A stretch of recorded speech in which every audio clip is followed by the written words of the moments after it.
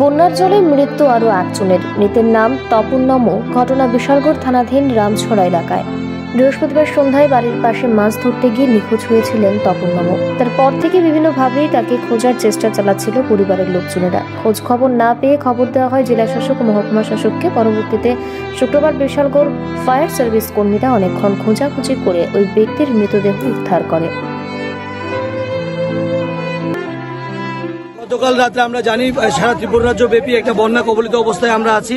তার মধ্যে রামছড়াতে রাঙাপানিয়ার থেকে রামছড়ার দূরত্ব 2 কিলোমিটার। তো রাঙাপানিয়ার যত নেতৃত্বরা আছে গতকালকে থেকে উনাকে খোঁজাখুঁজি করছিলেন। উনি কালকে রাত্রিবেলা তপন নমো নামে উনি জলে পড়ে নিখোঁজ ছিলেন। তো আমাদের কার্যকর্তারা কালকে খুব খোঁজাখুঁজি করেছিল, পুলিশ প্রশাসনও ছিল, কিন্তু দেখা গেছে ওনাকে পাওয়া যায়নি। আজকে এসডিএম এর সহায়তা নেওয়ার পর ফায়ার সার্ভিস এসে ওনাকে এখান থেকে পরিত্যক্ত করেন এবং এখন পোস্টমর্টম করার জন্য হসপিটালে পাঠানো হয়।